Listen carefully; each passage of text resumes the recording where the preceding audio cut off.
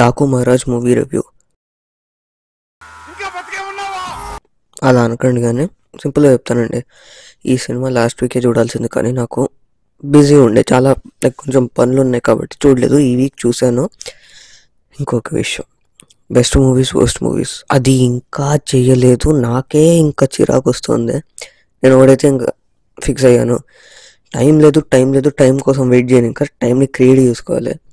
ఈ వీడియో వచ్చిన ఒక 3 to 4 hours ఆ వీడియో కూడా వచ్చేస్తుంది. నోటిఫికేషన్స్ ఆన్ పెట్టుకోండి, వస్తుంది ఆ వీడియో. ఇవాళే వస్తుంది, మోస్ట్ ప్రాబబ్లీ మండే వల్ల బెస్ట్ మూవీస్ కూడా వచ్చేస్తుంది. So that is that.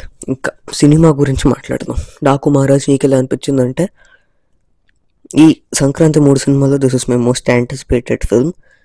Personally నేను కొంచెం డిసప్పాయింట్ అయ్యాను, బట్ సినిమా ఎలా ఉందంటే ఇట్స్ పర్లేదు, స్ట్రాంగ్లీ డీసెంట్ అనట్లేదు, but it's above average. So ఎలా ఉందంటే బార్డర్ లైన్ డీసెంట్, దానికి కొంచెం కింద, ఒక 2.9 out of 5 మూవీ. సినిమా నాకు ప్రాబ్లం ఎక్కడంటే సెకండ్ హాఫ్ నుంచి స్టార్ట్ అయింది. ఎంత కన్వీనియంట్ అంటే,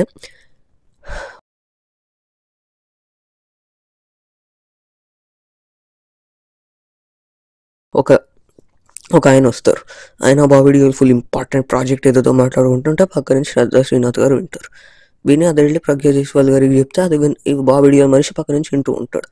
విని బాబీ చెప్తాడు. చెప్పి ఇప్పుడు శ్రద్ధా శ్రీనాథ్ చంపడానికి ట్రై చేస్తుంటే కట్టుపన్న చంపే టైంకి ఎగ్జాక్ట్లీ బాలయ్య వచ్చి కాపాడుతారు.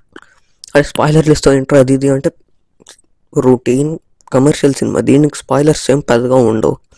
అయినా నాకు స్పాయిలర్స్ వద్దు అనుకుంటున్నారంటే సరే, ముందే డిస్క్లైమర్ కూడా వేస్తాను, అక్కడ చూడండి.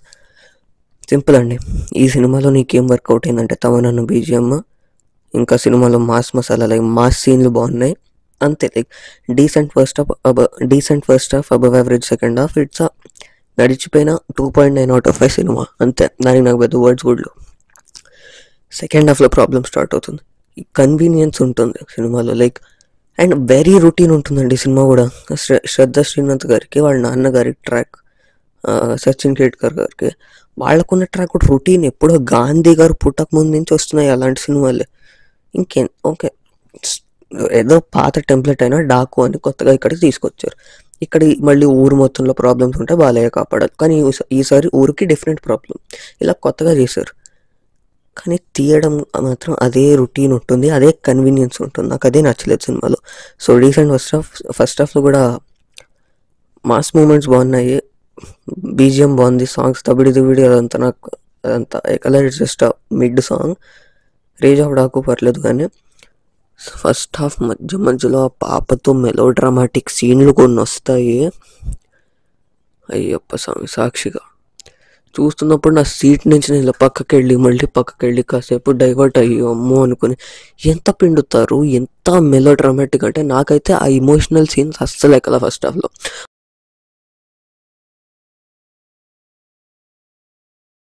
సెకండ్ హాఫ్లో ఒక పాప ఉంటుంది, ఒక చిన్న పాప, చిన్న పాప యాక్చువల్లీ అట్లా ఉంటుంది, ఒక 8th grade అలానే పరిగెత్తుకుంటూ వెళ్తుంది సెకండ్ హాఫ్లో బాలయ్య దగ్గరికి. ఆ పాపతో, ఆ అమ్మాయితో ఆ సీన్లు పెట్టినప్పుడే అనుకున్నాను నేను, it's gone, she is gone అని. యాజ్ యూజువల్ ఇట్స్ ఓవర్, చచ్చిపోతుంది ఆ క్యారెక్టర్. మళ్ళీ స్పాయిలర్ అలర్ట్ వేసాను కూడా నేను. సెకండ్ హాఫ్లో ఒక పాయింట్కి సినిమా డౌన్ వెళ్ళిపోయింది. నాకు ఇదంతా చూసి ఇంకా ఈజీతో అనుకుని వచ్చా. Okay, it's just an average film అనుకున్నా. క్లైమాక్స్ ఫైట్ పెట్టారు, ఓకే వెళ్తుంది. సడన్గా పాపలా ముందుకు వెళ్తుంది, వెనక్కి వస్తుంది. ఇంటర్వెల్లో చూస్తాం కదా, ఇప్పుడు బాలయ్య వస్తారు అనుకున్నా. అది కూడా నాకు రిపీటెడ్గా అనిపించింది అనుకున్నా. నిజం చెప్తున్నా, ఐఎమ్ నాట్ ఈవెన్ కిడింగ్. అలా అనుకున్నాను. సడన్గా అలా బాలయ్య వచ్చారు, వెనక తమనన్న మ్యూజిక్తో మారిపోయింది, ఆ ఇంప్రెషన్ మారిపోయింది. ఇది కథరా సీన్ అనుకున్నాను నేను. ఇదే సీన్ ఇంత ముందు కూడా అయింది. ఏమో నాకు ఆ మ్యూజిక్ వల్ల అదంతా మళ్ళీ ఊపి వచ్చింది అనుకున్నా. కానీ ఆ క్లైమాక్స్ ఏమని చెప్పాలి అంటే, ఇట్స్ అ గుడ్ క్లైమాక్స్ కాదనట్లా, కానీ ఎంత తక్కువసేపు అంటే నాకు తెలిసి మొత్తం క్లైమాక్స్ సీన్ హార్డ్లీ ఒక 8 minutes ఉంటుంది. అందులో బాలయ్య 5 minutes ఉంటారు అంతే. ఒక్కసారి వచ్చిపోమ్మా మెరుపుతీగా. దానికి ముందు వరకు సినిమా డ్రాస్టికల్లీ వెళ్ళిపోతుంది, అది కిందకి వెళ్ళిపోతుంది, అలా డౌన్ఫాల్ ఉంది. జై అని లేవాల్సిన క్లైమాక్స్ పెట్టకుండా ఏదో అలా లేచిన క్లైమాక్స్ ఉంది. ఆ క్లైమాక్స్ని ఇంకొంచెం ఎక్స్టెండ్ చేసి ఇంకొంచెం మాసిగా పెట్టాల్సింది, బికాస్ నాకైతే అది సరిపోలేదండి. అందుకే సినిమా 2.9లోనే ఆగిపోయింది. ఇంకొంచెం పెట్టాల్సింది అనిపించింది నాకు. రొట్ట సినిమా, ఇట్స్ వెరీ రూటీన్, కానీ మా సీన్లు బాగున్నాయి. 2.9/5 చూసేది ఉంటారు. ఇంకా చూడకపోతే పో చూడు పో. అది నా రివ్యూ. ఇది జస్ట్ పర్లేదు ఈ సినిమా. నేనైతే చాలా డిసప్పాయింట్ అయ్యాను సినిమా చూసి. మీరేమనుకున్నారు కింద కామెంట్స్లో రండి. Like, share, subscribe. సంక్రాంతికి వస్తున్నాం కూడా చూశాను, దాని రివ్యూ దీని తర్వాత వస్తుంది. బాయ్.